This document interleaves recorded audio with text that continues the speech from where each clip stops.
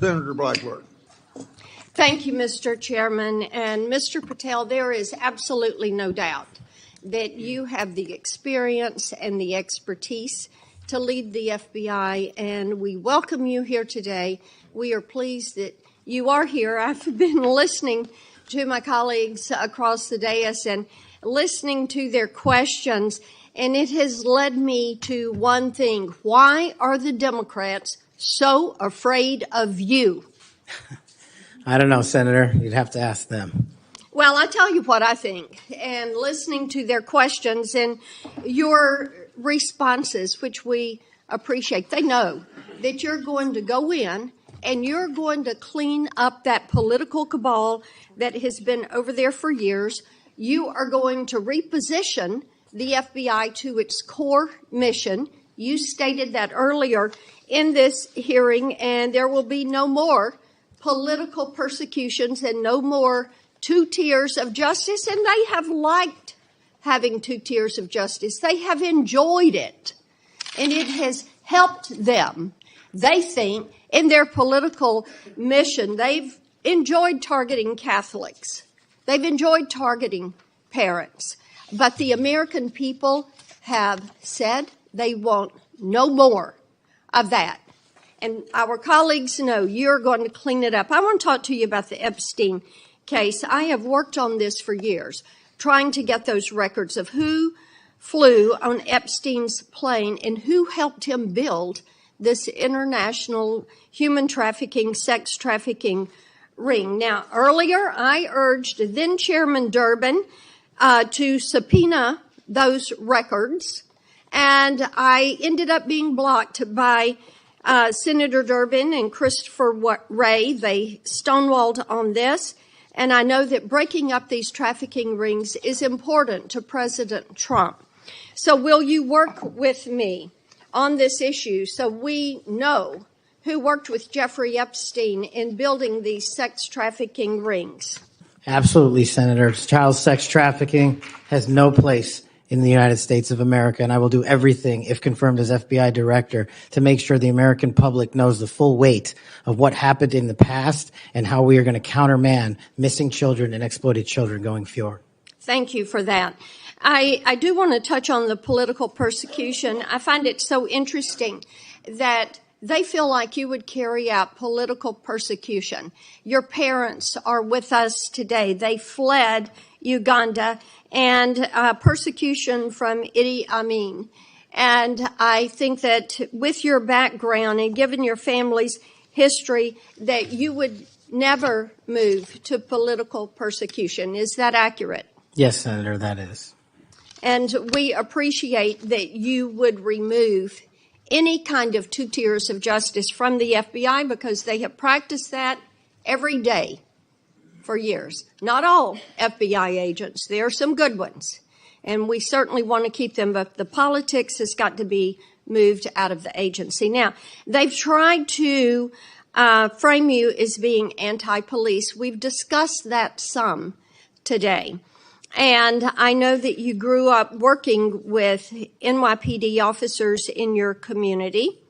And I know that law enforcement groups, including the National Association of Police Organizations, have endorsed your nomination. And on top of that, your brother is a law enforcement officer. Is that accurate? Many of my family are, yes, Senator. How many of your family, sir? Well, I guess the Indians have a different definition of family. We got a really big one, and they're all family. We all love big families. So we got a lot. I appreciate that. But it is accurate to say that in your role, you're going to do everything that you possibly can to protect the men and women who are protecting our communities. That is of the utmost importance. Thank you. I want to go to the Nunes Memo. You were the principal author of the Nunes Memo. Is that accurate? Yes, me and staff. Thank you. And that did really so much to focus the light on the Russiagate hoax and the political cabal that was for years operated out of the DOJ and the FBI. And I know that there are some that felt like that memo was not accurate. We know now differently. And I'm quoting a comment that was made about that memo and by a member of that House Intel Committee, and I quote, "You're making America more dependent on China." That was Senator Josh Hawley's blunt accusation during a fiery Senate hearing as he confronted Interior Secretary Deb Haaland over the Biden administration's energy policies. Hawley argued that while the administration pushes electric vehicle mandates and limits new mining and energy projects at home, America is becoming increasingly reliant on China for the critical minerals needed to power the future. The exchange quickly turned into one of the hearing's most heated moments. Hawley began with a series of rapid-fire questions. He asked Secretary Haaland a simple question: which country is the world's largest producer of refined lithium? When she said she didn't know, Hawley answered it himself: China. He followed with another question: who is the world's largest producer of refined cobalt? Again, the answer was China. Then came graphite, another key material used in electric vehicle batteries. Once again, Hawley pointed to China. His message was clear. He argued that America's growing reliance on electric vehicles is increasing the nation's dependence on one of its biggest geopolitical rivals. Hawley then turned to domestic mining. He questioned why the administration has slowed or blocked certain mining projects in the United States while encouraging policies that increase demand for lithium, cobalt, nickel, and other critical minerals. He specifically referenced the proposed Twin Metals mine in Minnesota. According to Hawley, America has the resources needed to produce many of these materials at home. So why, he asked, should the country depend on imports instead? Secretary Haaland defended the administration's approach. She said environmental protection and responsible permitting remain priorities, particularly near sensitive natural areas like the Boundary Waters region. But Hawley wasn't convinced. He argued that protecting the environment should not come at the cost of American jobs, energy independence, and national security. If you're enjoying our coverage of today's Senate hearing, don't forget to like, subscribe, and turn on notifications so you never miss the biggest debates from Capitol Hill. It was meant only to give Republican House members a distorted view of the FBI, end quote. I find it so interesting. They use the term distorted view.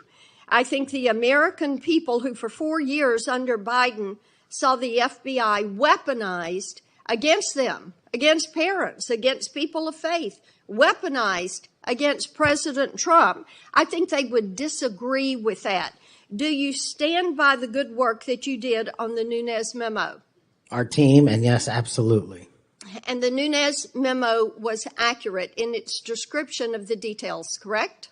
As confirmed by the Inspector General, the Special Counsel, because the Nunes Memo only contained sworn information received pursuant to transcribed interviews and production of government materials, including FBI 302s and DOJ memorandum. So the Nunes Memo is accurate? Yes, ma'am. Thank you for that. In your new role as director, how will you work to root out two tiers of justice at the FBI? The same way I have always done so, ma'am, with the utmost fidelity to the Constitution and integrity to law enforcement.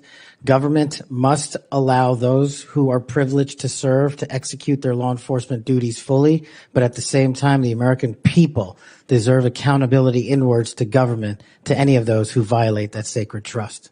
And as you prepare to take this new role, what are the top areas of concern for you as we look at our national security?